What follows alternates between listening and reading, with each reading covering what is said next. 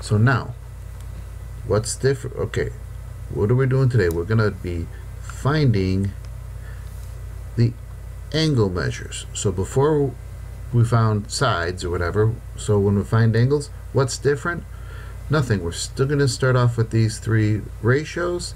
Sine, cosine of the angle equals whatever. So doesn't matter what the variable is, whether it's a, x, or whatever for the angle. So start off the same way. So here is our acute angle. So what two sides are we interested about that? Adjacent leg, opposite leg, hypotenuse. 7's the opposite leg. 17 is right angle, hypotenuse. So which one has opposite and hypotenuse? That's right. It's the sine. So the sine of the angle is 7 over 17, opposite over hypotenuse. Now, same thing we've done before, but here's the variable. Now the thing about the sine, cosine, and tangent, it's not quite like what we think it is. The sine by itself is not a number. It's got to be the sine of an angle. So there's a different slice. Think about like a square root or cube. There's a different way to get rid of that. We know how to do those. We have to do, so there's a way to do that. So I'm going to move this over just, I guess I can leave it there, just a bit. There's something called what we have to use is the inverse sine. And this is what you see in your calculator. The inverse sine of that. So the inverse sine of all that. That's one of those necessary steps. Now, we don't write this step anytime other than this one here. We usually just go ahead and take the next one, but we may write it. But I want to show you what's going on. So the inverse sine of the sine, like the square of a square root, is just what's inside. And so the inverse sine of this fraction, 7 over 17. Okay. So we start off with the original sine, and get this now. What about your calculator? Well, this inverse sine is typically a second key. If you look right above sine, you'll see this here. So you'd hit second or shift, and then sine, and then this. Again, that's the graphing style calculator. I have here a non-graphing style, one of those scientific ones, so I have to go 7 divided by 17. Now, this calculator says, okay, here's, oops, I gotta close the parentheses, so that's 7/17. And then the second key, inverse sine, and I'll hit equal so it stores it over here. So there's the angle in degrees, 24.3. So x is about 24.3 degrees. Again, this here, we're looking for this key, this inverse key is a second. So you're gonna have to hit that second key to get it. Now, those of you with that trig button on your calculator where you just arrow through to get that, you don't have to look for that. You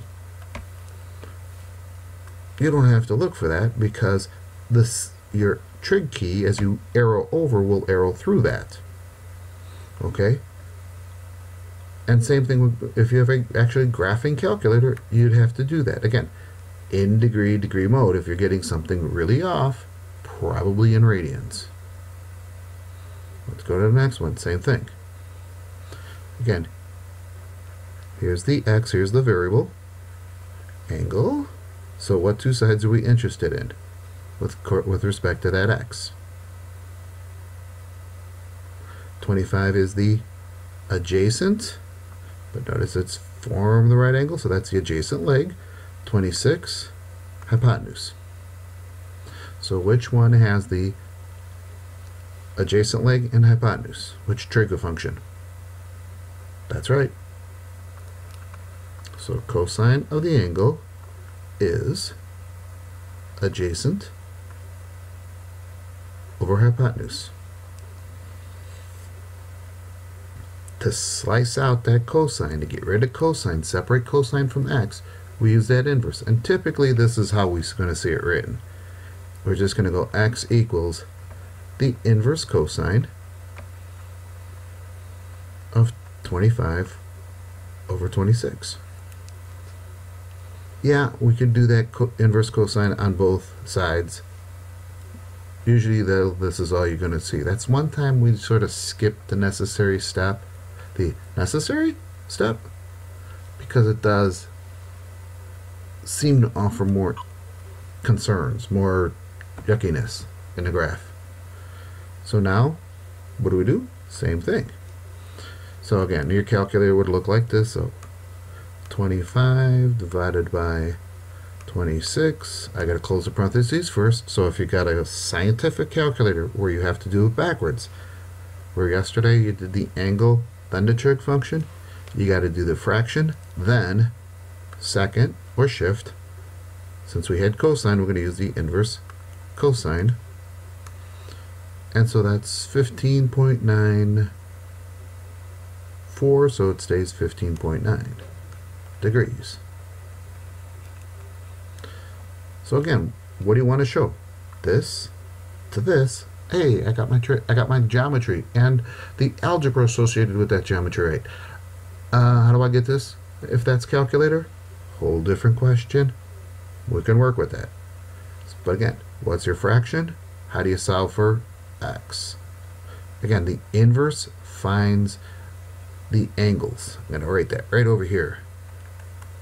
Inverse, and I'll say trig. So inverse sine, inverse cosine, inverse tangent even, finds, or what you get out, angles. So keep that in mind. If you're looking for an angle, you have to use the inverse. If you know the angle, you don't use the inverse. That's the regular trig. One more time. Actually, two more times. X, what two sides with respect to this acute angle? Opposite leg, adjacent leg, hypotenuse.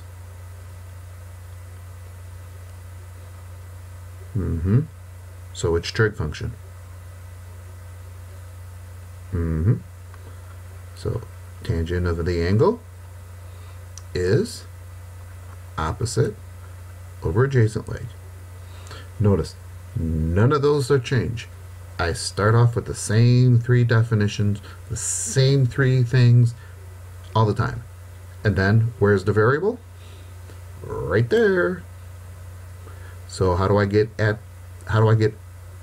rid of the tangent? How do I slice that tangent away from it? How do I get inside the tangent? That's right. The inverse tangent.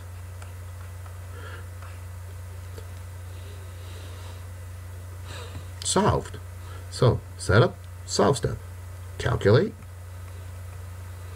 Again, graphing calculator, graphing style, you're going to type it in exactly as you see it. Okay, your key sequence would look your key sequences is going to look something like this. The inverse tangent, so that's second tangent, parentheses, which automatically comes in 11 divided by 13, close, and then equals. Okay, now I'll go ahead and do that here. So again, this is what the calculator usually looks like. So 11, oops, does it work without the parentheses? Equals. Now, because this is the backwards, I can maybe do that. Do I? Yes. Oh wait, that don't look good. Oh no, where did this extra divided by 13 come from? Yuck. That's the problem about that. So I'm going to clear that, get rid of all that ugly gobbledygook. So I use the parentheses. Now, second tangent. Bam. 40.2.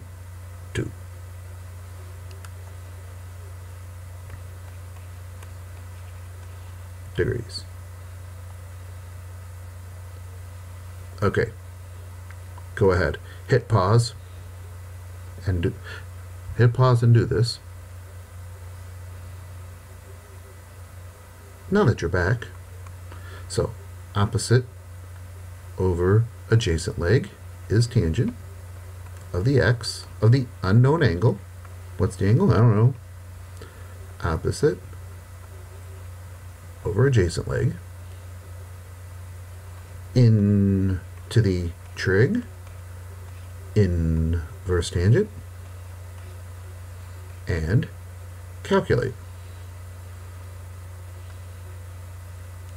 Parentheses.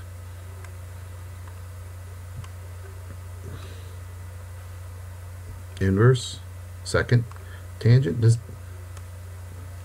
32.2. By the way, if for some reason you are able to reduce this fraction, don't bother. Let the calculator handle it, no matter how big it is. Don't bother reducing.